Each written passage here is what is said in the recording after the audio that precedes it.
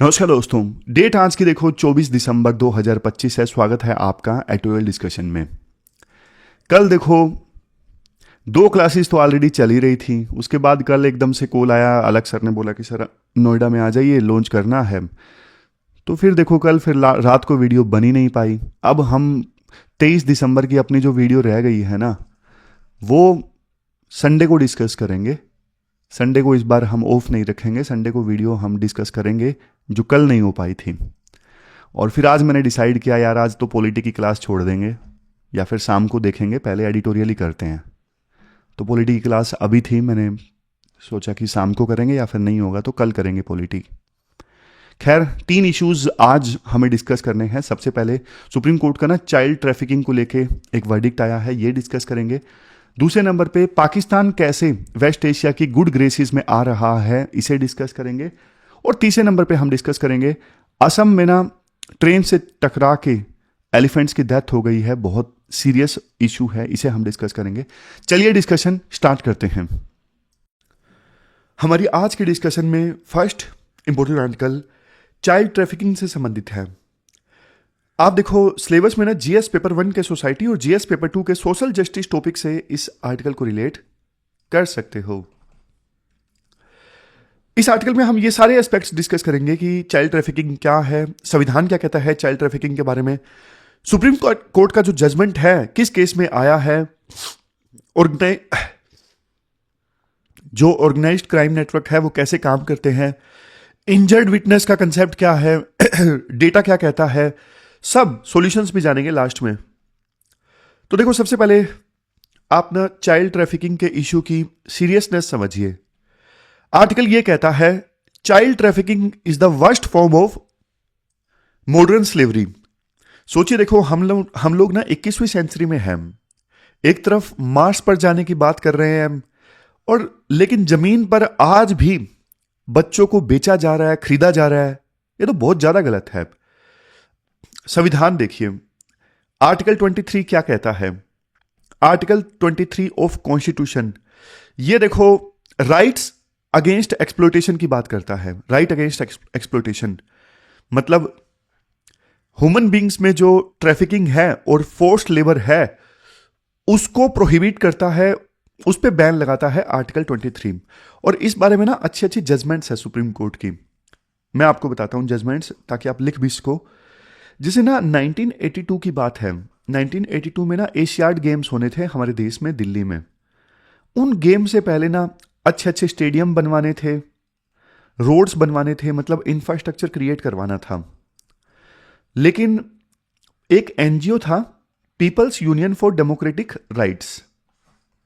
उस एनजीओ ने देखा कि यार बच्चे काम कर रहे हैं वहां पे और इसके अलावा ऐसे मजदूर काम कर रहे हैं, मैन के वेजेस एक दिन में 9 रुपए, वुमन के तो और भी कम, 7 रुपए 25 पैसे, इतने कम वेजेस पे, वर्किंग कंडीशंस बहुत खराब। तो इस एनजीओ ने ना, People's Union for Democratic Rights ने ना सुप्रीम कोर्ट में पिटीशन फाइल कर दी। उस समय पीआईएल यानी पब्लिक इंटरेस्ट लिटिगेशन का चलन बहुत ज्यादा स्टार्ट हुआ था। तो सुप्रीम कोर्ट ने यह बोला, पहली तो चीज कि आप ये क्यों करवा रहे हो, मतलब आपके यहां पे सरकार को बोला आपके यहां पे इतनी खराब वर्किंग कंडीशंस हैं, मिनिमम जो वेजेस है वो भी नहीं दिए जा रहे हैं। तो सरकार बोलती है कि देखो हम काम नहीं करवा रहे हैं, कॉन्ट्रैक्टर काम करवा रहा है। तो सुप्रीम कोर्ट ने लताड़ दिया कि भाई कॉन्ट्रैक्टर भी तो तुम्हारे लिए काम कर रहा है ना, तुम अपना पल्ला नहीं झाड़ सकते। फिर दूसरी चीज सुप्रीम कोर्ट ने यह बोला, अच्छी चीज, कि देखो अगर आप किसी को मिनिमम वेजेस से भी कम में काम करवाते हो ना, तो वो भी एक प्रकार से ना फोर्स्ड लेबर है। फोर्स्ड लेबर का मतलब ये नहीं कि आप उसे जबरन काम करवाए हो, फोर्सफुली फिजिकली उसको पकड़ के रखा है, बोला है कि काम नहीं करोगे तो मार दूंगा। सिर्फ फोर्स्ड लेबर का मतलब वो नहीं है। अगर मिनिमम वेजेस से भी कम वेजेस में किसी से काम करवा रहे हो तो वो भी एक प्रकार से फोर्स्ड लेबर है, क्योंकि आप उसकी मजबूरी का फायदा उठा रहे हो। पता है उसकी इकोनॉमिक कंपल्सन है कि यार मैं काम नहीं करूंगा तो मर जाऊंगा, खाऊंगा क्या, इस मजबूरी में वो काम कर रहा है, तो ये फोर्स लेबर है। तो ये बात सुप्रीम कोर्ट ने बोली थी। इसके अलावा एक और इंपॉर्टेंट चीज जो सुप्रीम कोर्ट ने बोल रखी है ना, वो ये बोल रखी है कि जो ये ह्यूमन ट्रैफिकिंग होती है ना, इसमें देखो कंसेंट मैटर नहीं करती है। कंसेंट मतलब देखो कई बार ना गरीब लोग होते हैं, उन्हें पता ही नहीं होता कि नौकरी के नाम पे उन्हें बेच दिया जाएगा, खास करके लड़कियों को। तो उन्हें लगता है शुरुआत में कि हमें नौकरी दिलवाई जाएगी, और वो अपनी मर्जी से जाने लगते हैं। वो तो बाद में उन्हें पता लगता है कि यार ये तो हमारे साथ धोखा हो गया। तो कंसेंट वगैरह मैटर नहीं करती है ह्यूमन ट्रैफिकिंग के केसेस में। लेकिन सुप्रीम कोर्ट का देखो अब ये कहना है, हमारे देश में ना प्रोटेक्टिव लॉज हैं ह्यूमन ट्रैफिकिंग को रोकने के लिए। और संविधान का आर्टिकल 24 ये बोलता है, बच्चे जो है हैजार्डस फैक्ट्रीज में काम नहीं कर सकते जिनकी एज 14 से कम है। हालांकि अभी जो अपना चाइल्ड लेबर एक्ट आया 2016 में अमेंडमेंट वाला, उसमें तो ये बोल दिया गया कि 14 से कम उम्र वाले जो बच्चे हैं वो तो काम ही नहीं कर सकते except family business and entertainment. मतलब 2016 का जो चाइल्ड लेबर एक्ट था ना, वो संविधान के प्रोविजन से भी आगे चला जाता है। लेकिन सुप्रीम कोर्ट ने ये बोला, देखो ऑर्गेनाइज्ड कार्टेल जो है आज भी फल फूल रहे हैं। ऑर्गेनाइज्ड कार्टेल मतलब एक पूरा माफिया है जो सिस्टमेटिक ढंग से काम करता है, वो ये लोग आज भी फल फूल रहे हैं। तो ये टिप्पणी जो है सुप्रीम कोर्ट ने ना एक केस के दौरान दी। केस देखो एक माइनर लड़की का था। वो लड़की थी बेंगलुरु से, और ना उसको एक ट्रैफिकिंग गैंग ने ना किडनैप किया था और फोर्स किया सेक्सुअल एक्सप्लॉयटेशन के लिए। तो कोर्ट ने ना गैंग मेंबर्स की कन्विक्शन को अपहोल्ड किया। यहां पे देखो कौन सा कानून यूज हुआ, इमोरल ट्रैफिकिंग प्रिवेंशन एक्ट, ये वाला ITPA, immoral trafficking prevention act. Justice Manoj Mishra थे और जस्टिस जो माल्या बागची थे, इन दोनों की बेंच थी। और उन्होंने ये बोला कि देखो ये अपराध सिर्फ एक क्राइम नहीं है, ये देखो डिग्निटी के जो फाउंडेशंस है ना उन पे हमला है, ये बॉडीली इंटीग्रिटी का वायलेशन है। कि मतलब इंसान को देखो अपनी बॉडी पे पूरा पूरा हक होता है, लेकिन उसकी बॉडी की इंटीग्रिटी का वायलेशन है, डिग्निटी का जो बेस होता है ना, फाउंडेशन होता है, उस पे हमला है। और सबसे बड़ी बात, स्टेट ने वैसे तो संविधान में लिख दिया है कि ह्यूमन ट्रैफिकिंग बैन है, ये संविधान के प्रोविजंस को इंप्लीमेंट करने में भी हमारी फेलियर को शो करता है। स्टेट ने जो वादा किया था ना प्रोटेक्शन का, वो वादा टूटता है जब किसी की ह्यूमन ट्रैफिकिंग होती है। और राइटर बोलते हैं देखो ह्यूमन ट्रैफिकिंग का जो अपराध है ना, ये क्राइम आइसोलेशन में नहीं होता। सुप्रीम कोर्ट ने ये बोला कि देखो इस प्रकार के क्राइम्स का ना एक कॉम्प्लेक्स स्ट्रक्चर होता है, इसे आप सप्लाई चेन की तरह समझो। सबसे पहले होता है रिक्रूटमेंट। देखो कोई गांव में ना बच्चों को बहला फुसला रहा है जॉब के नाम पे या फिर विदेश भेजने के नाम पे, बाद में देखो उन्हें ना ट्रेन या बस से शहर लाया जाता है। तीसरे नंबर पे है हार्बरिंग, कोई उन्हें देखो छुपा कर रख रहा है कि पता ना लगे किसी को हम उन्हें लेके आए हैं शहर में। और फाइनली कोई उनसे देखो जबरन काम करवाता है या फिर देह व्यापार में उन्हें धकेल दिया जाता है, उनका एक्सप्लॉयटेशन होता है, फोर्स्ड सेक्स करवाया जाता है। तो पूरा ये स्ट्रक्चर ढंग से होता है, लेयर बताई पूरी सुप्रीम कोर्ट ने कैसे ये क्राइम होता है।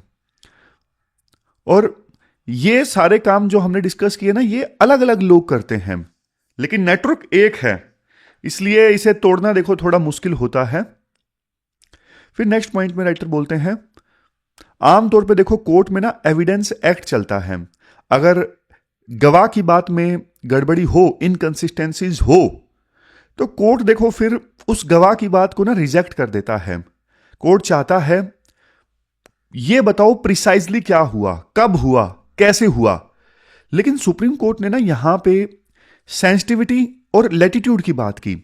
मतलब कोर्ट ने ये बोला एक बच्चे से आप ना प्रिसीजन की उम्मीद नहीं कर सकते कि वो सब कुछ बिल्कुल स्टीकली एकदम एग्जैक्ट बताएगा, एक्यूरेटली बताएगा, कंसिस्टेंट होके बताएगा। नहीं, आप सोच के देखिए जिस बच्चे की ट्रैफिकिंग हुई है उस बच्चे का ट्रामा कितना बड़ा होता है। वो बच्चा डरा हुआ होता है, वो बच्चा मेंटल शॉक में होता है, तो उसे शायद ना तो एग्जैक्ट टाइम याद आ पाएगा, ना ही एग्जैक्ट प्लेस आ पाएगा।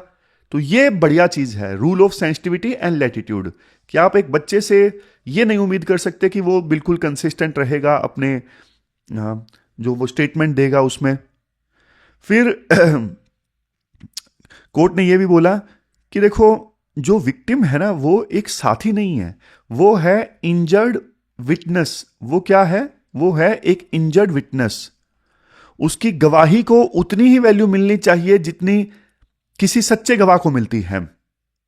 मतलब छोटी मोटी भूल चूक वो कर देता है स्टेटमेंट देने में, माइनर इनकंसिस्टेंसीज आ जाती हैं स्टेटमेंट में, उसकी वजह से हम रेपिस्ट को या फिर ट्रैफिकर्स को छोड़ नहीं सकते। तो ये ना एक बहुत बड़ा जुडिशियल शिफ्ट है। पहले ना ये जो जस्टिस होता था ना, वो टेक्निकलिटी के चलते हार्म हो जाता था। मतलब ट्रैफिकिंग के केस में विटनेस बच्चे होते थे, बच्चे कई बार अपनी स्टेटमेंट में थोड़ा बहुत भटक जाते थे, याद नहीं होती थी उन्हें चीजें, तो फिर कोर्ट बोलता था अरे यार तुम्हारी गवाही पे भरोसा नहीं किया जा सकता। लेकिन ये शिफ्ट हो गया है, अब rule of sensitivity and latitude apply किया गया है कि बच्चे की सिचुएशन देखी जाएगी कि जिस सिचुएशन में वो स्टेटमेंट दे रहा है। अब इसके बाद राइटर बोलते हैं ग्राउंड रियलिटी पे आते हैं। मतलब इमोशनल बातें बहुत हो गई, डेटा देखिए। मिनिस्ट्री ऑफ होम अफेयर ने ना पार्लियामेंट में डेटा दिया, 2018 से लेकर 2022 के बीच का डेटा था। टोटल ह्यूमन ट्रैफिकिंग के केसेस कितने सामने आए? 10,659, 10,659। लेकिन हैरानी वाली बात यह है कन्विक्शन रेट है सिर्फ 4.8%। सिर्फ इतना सोचिए, 100 लोग पकड़े गए तो उसमें से सजा सिर्फ 4 या 5 लोगों को मिली, बाकी के 95 लोग छूट गए। क्यों? लैक ऑफ एविडेंस, सबूत नहीं है, इन्वेस्टिगेशन काफी खराब ढंग से किया गया, या फिर विक्टिम डर गया, उसको यह डर लग गया कि मैं इन परपिट्रेटर के अगेंस्ट यानी अपराधियों के अगेंस्ट स्टेटमेंट दूंगा तो वो मुझे मार देंगे, मेरे परिवार को मार देंगे, तो वो होस्टाइल हो जाता है, अपनी स्टेटमेंट से पलट जाता है। हमारे देश में देखो एंटी ट्रैफिकिंग यूनिट्स तो हैं, हमारे देश में एंटी ट्रैफिकिंग यूनिट्स तो है, पर उनमें ना टिथ नहीं है। मतलब उनके पास ना तो पावर है ना रिसोर्सेज हैं। तो एक बिल पेंडिंग है एंटी ट्रैफिकिंग से संबंधित, काफी समय से पेंडिंग है। राइटर बोलते हैं अब उसका पास होना देखो बहुत ज्यादा जरूरी है, एंटी ट्रैफिकिंग बिल का पास होना जरूरी है। तो सॉल्यूशन में राइटर क्या बोलते हैं? सॉल्यूशन में राइटर देखो ये बोलते हैं, सबसे पहले वो लोग जिनकी ट्रैफिकिंग होती है ना, उनके रिहैबिटेशन पे ध्यान दो। सिर्फ पैसा देना काफी नहीं है। बचपन बचाओ आंदोलन के फाउंडर हैं कैलाश सत्यार्थी, जिनको नोबेल पुरस्कार भी मिला था। वो हमेशा ना एक बात बोलते हैं, देखो बच्चा रेस्क्यू तो हो गया, लेकिन क्वेश्चन उठता है क्या सोसाइटी अब उसे एक्सेप्ट करेगी? तो रिहैबिलिटेशन का मतलब ही ये होता है कि उसको साइकोलॉजिकल सपोर्ट प्रोवाइड करना, उसको एजुकेशन देना, उस सोसाइटी में उसको एक्सेप्ट करवाना। फिर एजुकेशन की बात की जाती है। देखो एजुकेशन जो है एक बहुत बड़ा कवच है, पावरफुल टूल है एजुकेशन, और उसमें भी जो जिस टूल की बात हो रही है वो है राइट टू एजुकेशन एक्ट। अगर देखो हम बच्चों को 14 साल तक स्कूल में रखें तो ट्रैफिकिंग का जो रिस्क है वो बहुत ज्यादा कम हो जाता है। तो स्कूल जो है वो एक सेफ्टी नेट का काम करता है। फिर है डिजिटल वायलेंस। आजकल देखो ट्रैफिकिंग ना फिजिकल से ज्यादा डिजिटल हो गई है। मतलब सोशल मीडिया के थ्रू ग्रूमिंग होती है, बहलाया फुसलाया जाता है, और सरकार और सिविल सोसाइटी को ना इस बुराई से लड़ने के लिए ना थोड़ा टेक सेवी होना पड़ेगा, उनको भी डिजिटल होना पड़ेगा। तो कंक्लूजन की बात करें, कंक्लूजन में देखो यही बोला जाता है कि सुप्रीम कोर्ट का जो ये जजमेंट है ना, एक वेकअप कॉल की तरह है। अगर देखो हम अपने बच्चों को सेफ्टी नहीं दे सकते, उनको डिग्निटी नहीं दे सकते, तो फिर देखो विकसित भारत का जो सपना है वो सिर्फ सपना है, अधूरा सपना है। तो हमें जो लॉज हैं उनको और अच्छे से इंप्लीमेंट करना होगा, कन्विक्शन रेट इंप्रूव करना होगा, तो उसकी सोसाइटी में ना डर पैदा हो। तो ये पूरा आर्टिकल हमने डिस्कस किया, चलते हैं आगे। इसके बाद नेक्स्ट आर्टिकल देखो कबीर तनेजा का है, किस प्रकार से पाकिस्तान जो है वो वेस्ट एशिया के गुड ग्रेसेस में वापस आ गया है। आपने सिलेबस में जीएस पेपर सेकंड के इस टॉपिक से आर्टिकल को रिलेट कर सकते हो। देखो एक अमेरिकन स्कॉलर हैं जिनकी डेथ हो गई, स्टीफन पी कोहन। इनकी एक बुक है द आइडिया ऑफ पाकिस्तान। इस बुक में ना ये बहुत बढ़िया पावरफुल बात लिखते हैं। वो बोलते हैं कि पाकिस्तान जो है वर्ल्ड के साथ में नेगोशिएट करता है अपनी कनपट्टी पे बंदूक रख के। क्या मतलब है आप समझ के देखो। देखो सामान्यतः क्या होता है, कंट्रीज ना दूसरों को धमकी देते हैं, पाकिस्तान उल्टा करता है, पाकिस्तान खुद को धमकी देता है। वो बोलता है कि मेरी मदद करो, मुझे पैसा दो, नहीं तो मैं फेल हो जाऊंगा, मतलब मेरा देश बर्बाद हो जाएगा, मेरा देश फेल्ड स्टेट का कंसेप्ट आपको पता है ना, कोई देश फेल्ड स्टेट मतलब सिविल वार स्टार्ट हो गया। तो फिर पाकिस्तान डराता है दूसरों को कि अगर मैं फेल हो गया तो मेरे जो न्यूक्लियर वेपन्स हैं वो टेररिस्ट के हाथ लग जाएंगे, फिर तुम्हारा क्या होगा। मतलब समझे आप। तो पाकिस्तान दूसरों से मदद मांगता है ये बोल के कि हम फेल हो जाएंगे तो हमारा देश टूट जाएगा, न्यूक्लियर वेपन्स आतंकवादियों के हाथ लग जाएंगे और फिर आपका क्या होगा, दुनिया का क्या होगा। तो आर्टिकल कहता है कि आज भी देखो पाकिस्तान यही कर रहा है। पाकिस्तान की जो रिसेंट सक्सेस है कि पाकिस्तान वेस्ट एशियन कंट्रीज के फिर से गुड ग्रेसेस में आ गया है, यूएसए के साथ फिर से उसकी थोड़ी बहुत दोस्ती बढ़ी है। तो ये ना ऐसा नहीं कि पाकिस्तान की कोई ग्रैंड स्ट्रेटजी है या भारत की तरह विजन पाकिस्तान 2047 है, मतलब विकसित पाकिस्तान 2047, ऐसा कुछ नहीं है। सिर्फ देखो जियोपॉलिटिकल इक्वेशंस का फायदा पाकिस्तान उठा रहा है। मतलब वर्ल्ड में जो डायनामिक्स है, विभिन्न देशों के बीच में जो रिलेशंस है ना, तेजी से चेंज हो रहे हैं और उसी का फायदा पाकिस्तान उठा रहा है। पाकिस्तान में आज के समय में मेन कैरेक्टर कौन है? फील्ड मार्शल असीम मुनीर है। आर्टिकल ये कहता है कि देखो असीम मुनीर ने ना खुद को ये टाइटल दिया है फील्ड मार्शल का। पाकिस्तान में आपको पता है मिलिट्री की चलती है, लेकिन ना आज के समय में पाकिस्तान में सिविल और मिलिट्री जो एडमिनिस्ट्रेशन है ना पूरी तरह से बिगड़ चुका है। पीएम शहबाज शरीफ बस फोटो ऑप्स के लिए रह गए हैं और असली पावर जो है वो पूरी तरह से आर्मी चीफ के पास में आ गई है। आप बोलोगे सर पहले भी थी आर्मी के पास में। तो पहले देखो आर्मी ना पाकिस्तान में इनडायरेक्ट कंट्रोल करती थी, अब तो खुला आम कंट्रोल कर रही है सब कुछ। और पाकिस्तान के जो पीएम है वो सिर्फ फोटो खिंचवाने के लिए बाकी रह गए हैं कि हाँ नाम के लिए कि ये पीएम है। जो यूएसए के राष्ट्रपति है ना डोनाल्ड ट्रंप, उन्होंने भी असीम मुनीर को फेवरेट फील्ड मार्शल बोला। फेवरेट फील्ड मार्शल, इसका क्या मतलब है? यहां पे देखो बहुत इंटरेस्टिंग पॉइंट है। आर्टिकल मेंशन करता है ऑपरेशन सिंदूर को। ऑपरेशन सिंदूर जो देखो इंडिया पाकिस्तान के बीच में एक लिमिटेड कन्फ्लिक्ट था। ट्रंप ये दावा करते हैं कि मैंने उस कन्फ्लिक्ट को रोका, मतलब वो जो कन्फ्लिक्ट था वो फुल फ्लैज वार में तब्दील होने वाला था, लेकिन मैंने रोका। बदले में पाकिस्तान ने ट्रंप को नोबेल प्राइज देने के लिए नॉमिनेट किया। तो ये तो वो वाली बात हो गई कि तुम मेरी पीठ खुजलाओ और मैं तुम्हारी पीठ खुजलाऊंगा।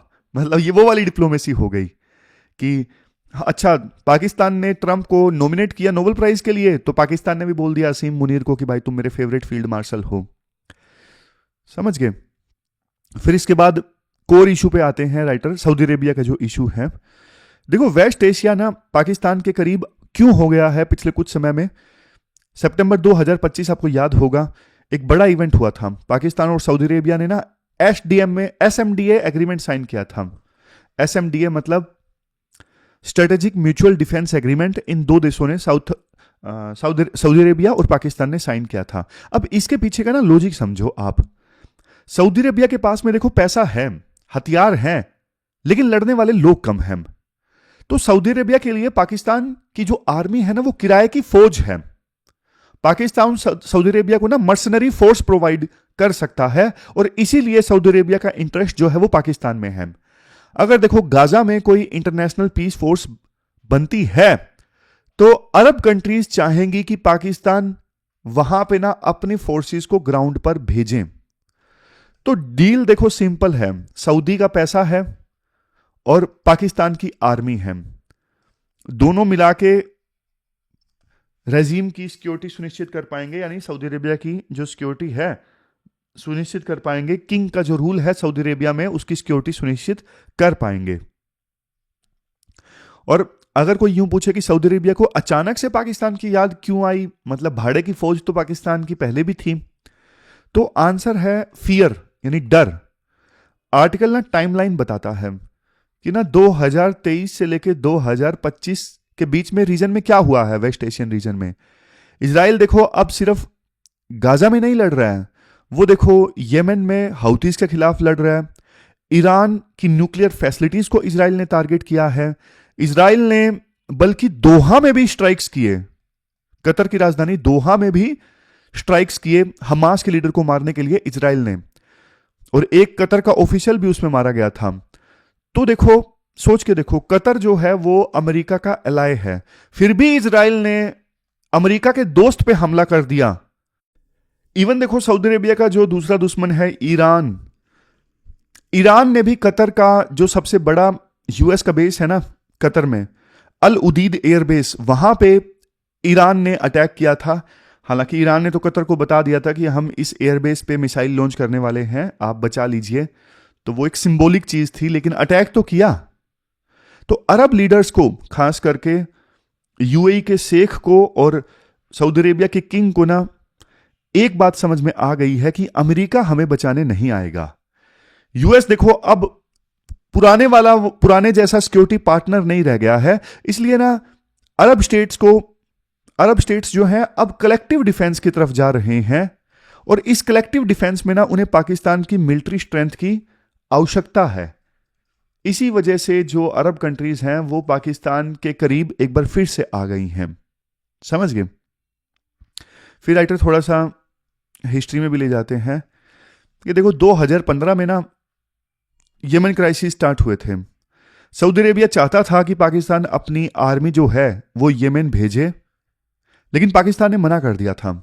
और उस समय सऊदी अरेबिया के जो प्रिंस थे ना, MBS मोहम्मद बिन सलमान, वो बहुत नाराज हुए थे कि हमने भेजा पाकिस्तान को, हमने बोला पाकिस्तान को अपनी आर्मी यमन में भेजने के लिए, लेकिन उन्होंने मना कर दिया। फिर देखो उसके बाद ना 2019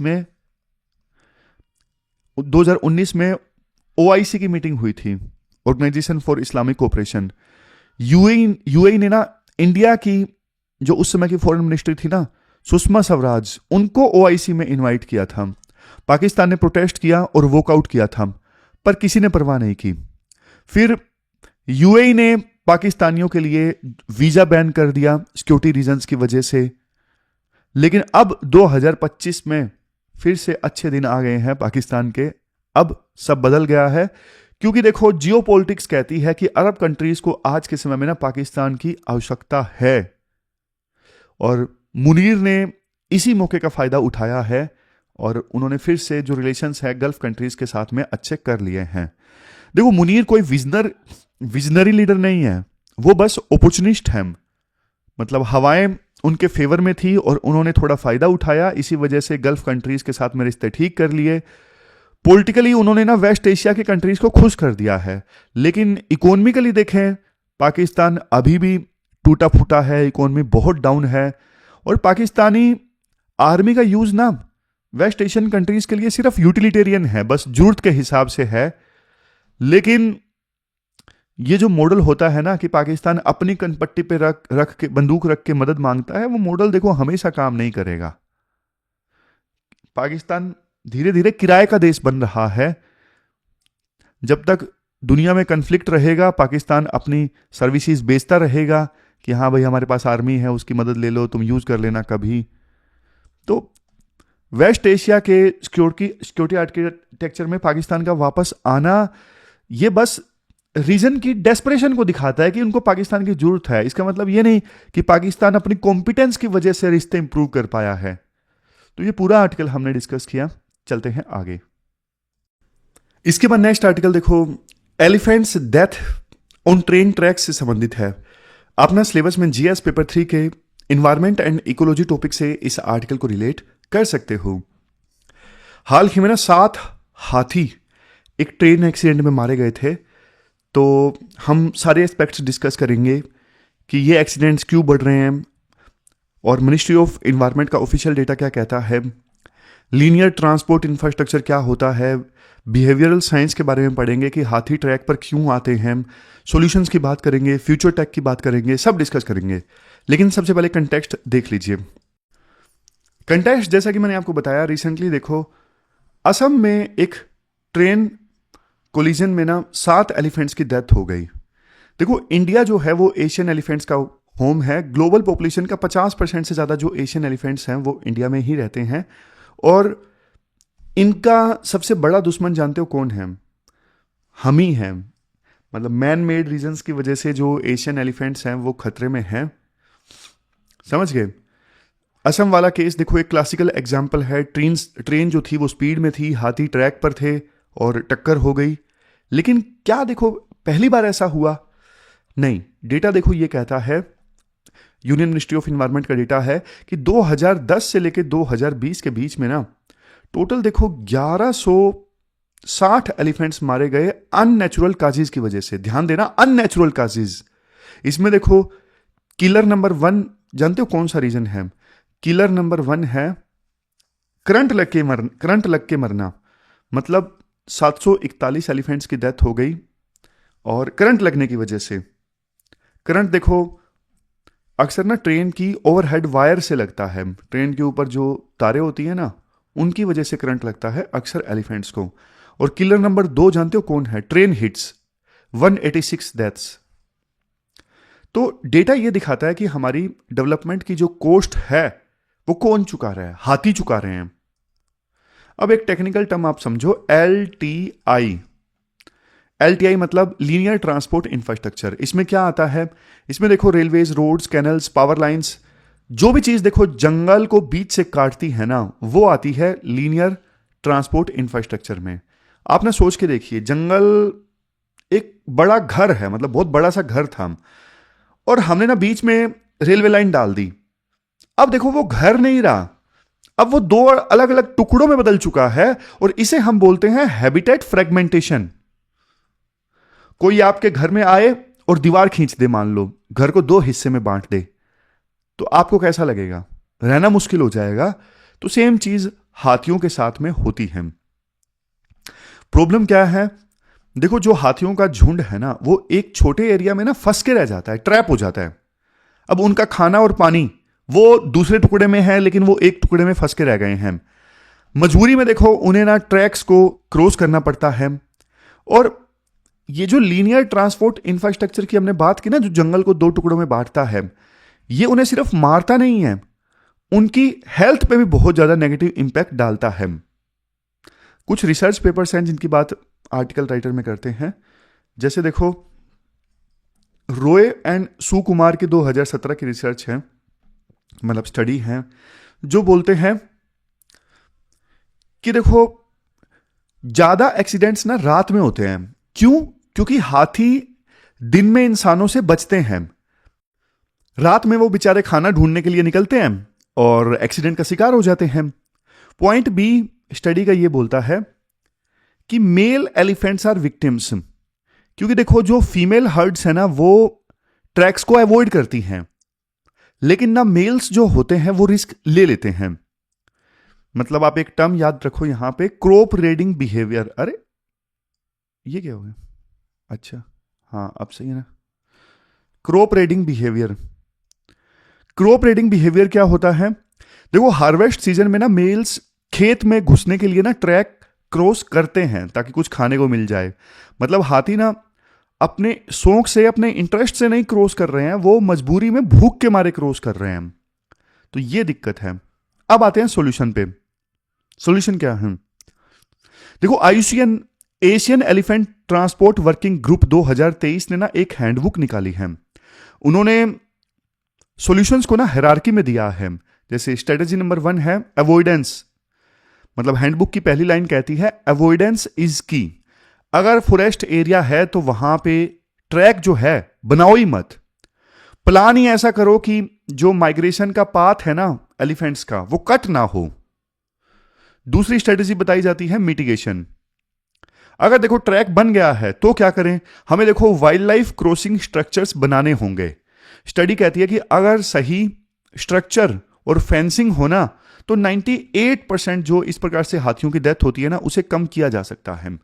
2 तरह के स्ट्रक्चर्स होते हैं, एक होता है अंडरपास, मतलब पुल के नीचे से रास्ता बना दो ताकि हाथी नीचे से आप आसानी से जा सकें, या फिर ओवरपास, मतलब ट्रैक के ऊपर से टनल या फिर नेचुरल ब्रिज बना दो ताकि हाथी आसानी से क्रॉस कर सकें।